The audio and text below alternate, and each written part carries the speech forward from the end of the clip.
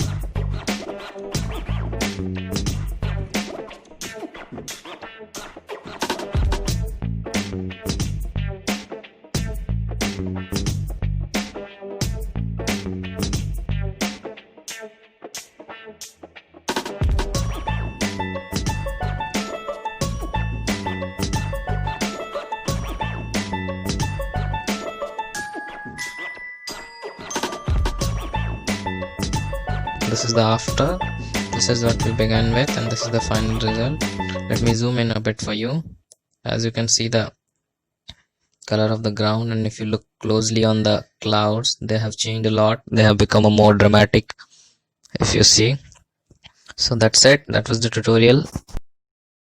Thank you. If it helped, hit the like button. If you hate my voice, hit the dislike button.